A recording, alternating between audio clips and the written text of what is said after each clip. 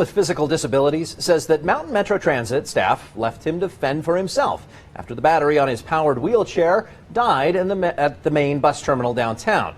He says he asked to plug in his chair while he waited, but was told no. Tonight, Chief Investigative Reporter Eric Ross is addressing this issue with the director in charge of bus operations, and he reveals the policy change that's now being made as a result of our inquiry. We want to give credit to the director of Mountain Metro Transit for being transparent, open, and honest about what happened. He answered every one of our questions and assured us what happened here should not happen again. Some days are better than others for Jason Manette. I have a rare disability. We call it Ehlers-Danlos syndrome. I have multiple surgeries on knees. My knees are just horrible. He tries his best to use a walker, but every so often, the pain from a lifelong joint disorder requires him to use a power chair for mobility.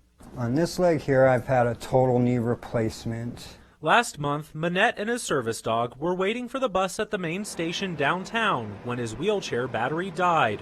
He says staff at the terminal would not allow him to plug in his chair for even a few minutes. They said, no, we don't have a place for you to plug in. We took all the outlets out because we don't want the homeless charging their phones, is what the security guard told me. So I was like, so because the homeless were charging their phone, I might have to figure out how to push my cart home with bad legs. And that's not our problem. You need to talk to the city, they said. We always want to treat all of our customers with courtesy and respect, and we strive to do that. Craig Blewett is the director for Mountain Metro Transit. We asked him about the power outlets the main terminal had both inside and outside the waiting area. Homeless folks were congregating in the bus terminal after hours, and so yes, they did cut off that power to those outside outlets. We also have a couple outlets inside of our lobby area, the enclosed lobby area. We've had similar issues with that as well. We've had people kind of fighting over the outlets, the limited outlets that we have. So we just decided to close those outlets up. They let me push my own scooter up onto a bus when finally the elderly bus driver got down and started helping me because he realized I couldn't do it.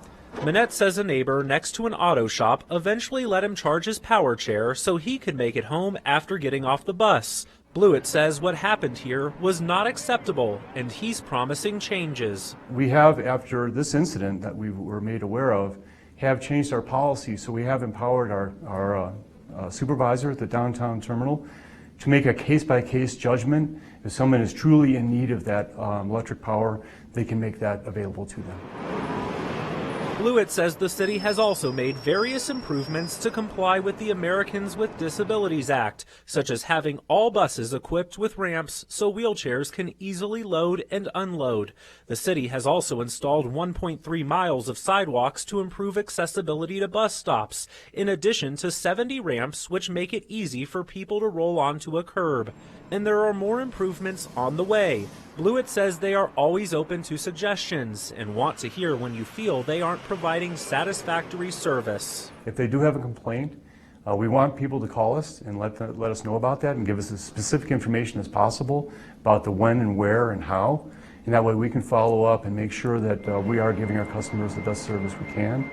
Blewett also says they're adding USB ports on buses so people can charge their phones while they ride. As always, if you have a problem or issue you'd like to bring to my attention, call our tip line anytime at 719-228-6275. Always watching out for you. Eric Ross, News 5 Investigates.